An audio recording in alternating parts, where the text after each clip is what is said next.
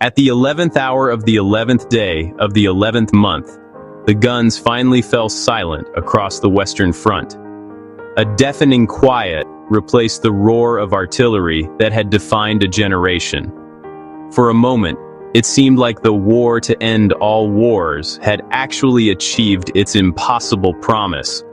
But the war wasn't really over. Not for the millions who had to go home, carrying the invisible wounds of shell shock and disillusionment.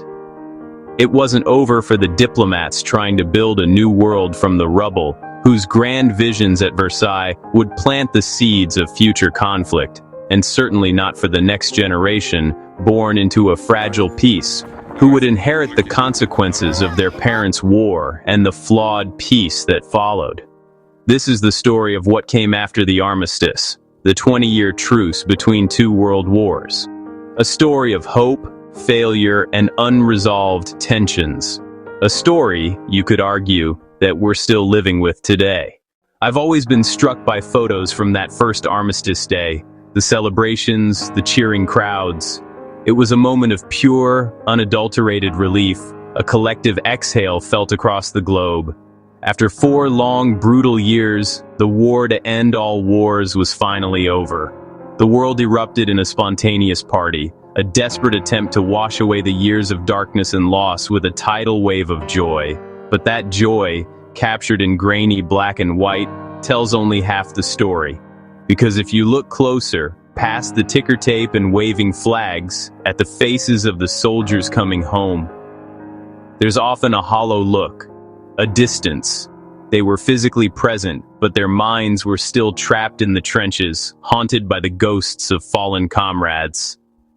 They'd seen things that couldn't be unseen, endured horrors that defied description. They were coming back to a world that could never understand the chasm that now separated them from everyone else. And then there were the living ghosts, the wounded. Men with shattered faces, what the French unflinchingly called the gueules cassés, the broken faces. Men without limbs, blinded by gas, or broken in mind by the relentless terror of shell shock.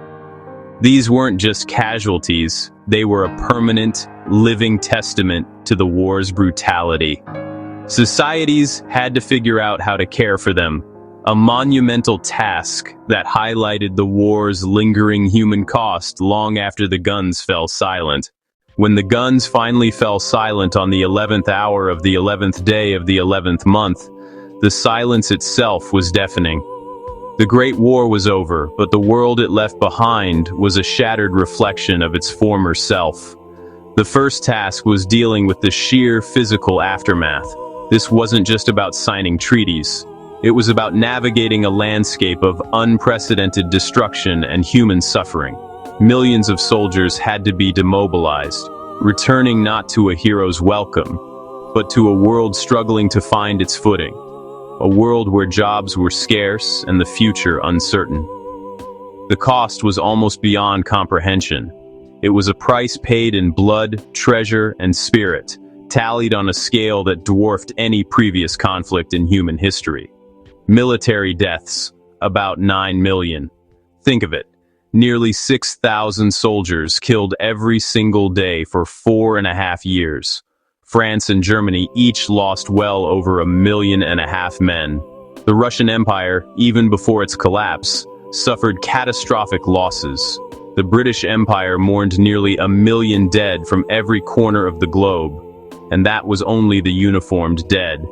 Civilian deaths from famine and disease, millions more. The Allied naval blockade had strangled Central Europe, leading to widespread starvation. Across the continent, infrastructure had collapsed, harvests had failed, and the most vulnerable, the old and the young, perished in their homes. On top of this came a biological catastrophe. The Spanish flu, which had swept through the trenches, now ravaged a weakened global population, claiming tens of millions more. The war had created the perfect incubator for the virus, with massive troop movements across continents and oceans. It spread from military camps to civilian towns, reaching every continent, killing more people in a single year than the war had in 4. Entire villages in France and Belgium were simply gone, wiped from the map, their names living on only as a memorial. The landscape was scarred with trenches, shell holes, and unexploded ordnance. In northeastern France, a vast area was declared the Zone Rouge, the red zone. The soil was so saturated with lead, arsenic, and unexploded shells that it was deemed too dangerous for human habitation. To this day, the iron harvest continues, as farmers unearth tons of deadly munitions every year. It was a world of ghosts and empty chairs. A generation of young men was gone, leaving behind millions of widows, orphans, and parents, with no one to care for them in their old age. This demographic void would echo for decades, a silent testament to the war's brutal toll. In 1919, the victors gathered in Paris to draft a peace treaty. The atmosphere was a tense mix of idealism, grief, and a burning desire for retribution.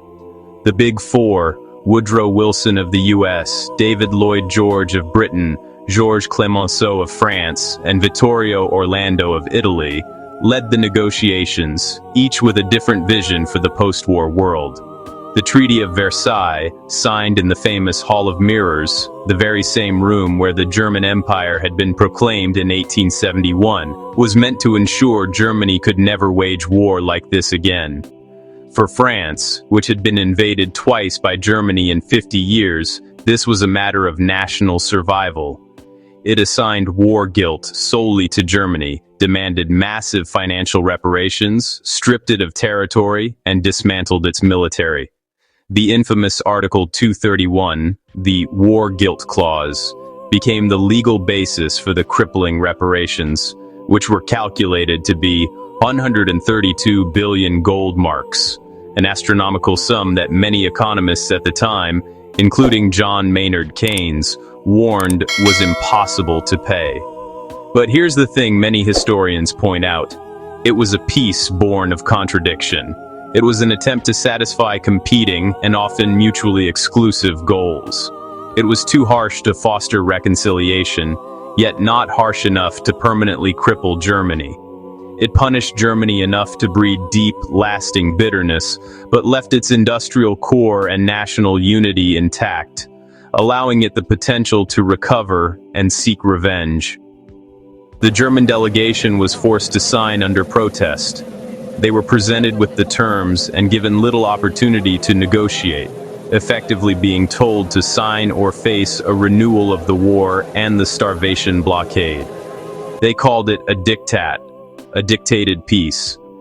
This narrative of a humiliating, imposed peace took deep root in Germany, poisoning the well of its new democracy, the Weimar Republic. The resentment it bred, the economic chaos it helped fuel in the 1920s, became a potent political weapon for extremists. Every economic hardship, every national humiliation was laid at the feet of the Versailles Diktat and the democratic politicians who signed it. An old diplomat's saying comes to mind: "You make peace with your enemies, not your friends." Versailles, in many ways, failed to make peace. It created an armistice for 20 years, a pause in a conflict that would later be seen as a single, catastrophic European civil war spanning from 1914 to 1945. Amidst this, there was a flicker of hope. President Woodrow Wilson's idea, the League of Nations.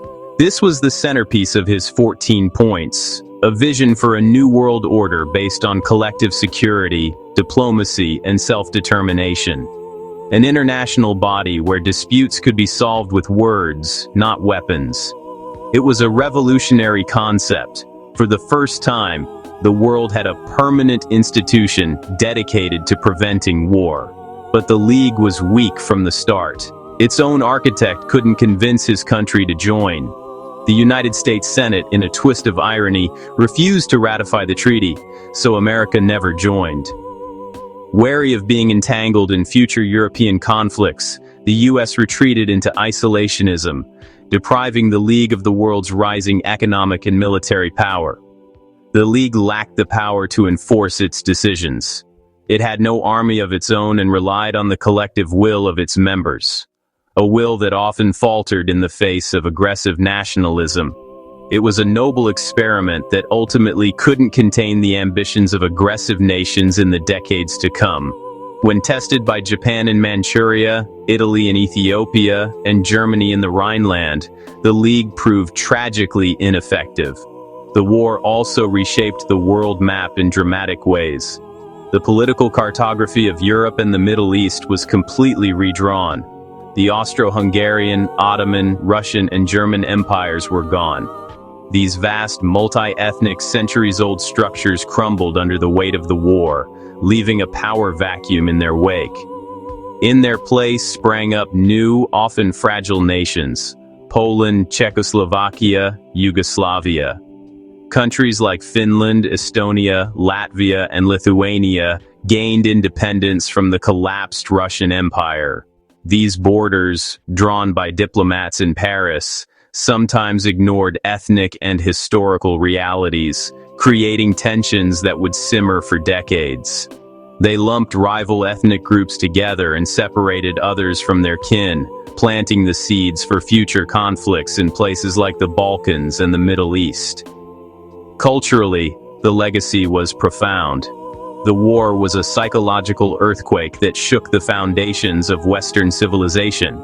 They spoke of a lost generation, writers like Hemingway, artists like Otto Dix, who were defined by the trauma and disillusionment of the war. This was a generation that had marched off to war believing in glory and honor, only to find industrial slaughter in the mud. Their work rejected the old pre-1914 optimism. It was raw, fragmented, and honest. Art movements like Dadaism and Surrealism emerged, directly challenging the logic and reason that they felt had led the world into madness. Technologically, the war acted as a terrifying accelerator. The demands of total war spurred innovation at a breakneck pace. Radio, aviation, mechanization, medicine all leaped forward. Aircraft evolved from flimsy reconnaissance tools to deadly fighters and bombers. Tanks, once a clumsy experiment, became a cornerstone of modern armies. Advances in surgery and prosthetics, born from the need to treat horrific new injuries, saved countless lives. The same radio technology that had coordinated artillery barrages now began to fill civilian living rooms with news and entertainment. It helped create a mass culture, connecting people across vast distances in a way never before possible. The world became more connected, even as it remained deeply divided. This paradox of technological integration and political fragmentation would become a defining feature of the 20th century. So, what are we to make of it all? How do we summarize a cataclysm that defies easy explanation? The Great War was a colossal rupture. It was the moment the 19th century truly ended and the 20th century began. It ended an age of empires and ushered in an age of uncertainty, ideology, and even more lethal technology. The old certainties were gone, replaced by competing, radical visions for the future. Communism, fascism, and a fragile, embattled form of democracy.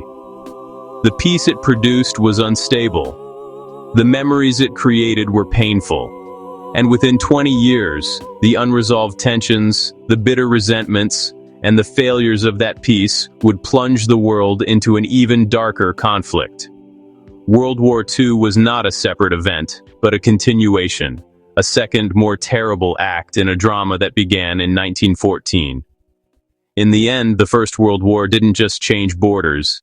It didn't just topple empires or invent new technologies. It changed minds. It shattered faith in progress, in authority, in the old ways. The belief that humanity was on a steady, upward march of improvement died in the trenches of the Somme and Verdun. The men who fought it hoped it would be the war to end all wars. Instead, it became the painful prologue to the most violent century in human history. It set the stage, drew the battle lines, and forged the weapons for the conflicts that would define our modern world. As we conclude this series, reflecting on the war's immense cost and complex legacy, what do you believe is the most significant lesson or unresolved issue from the First World War that still resonates today? Share your reflections in the comments below.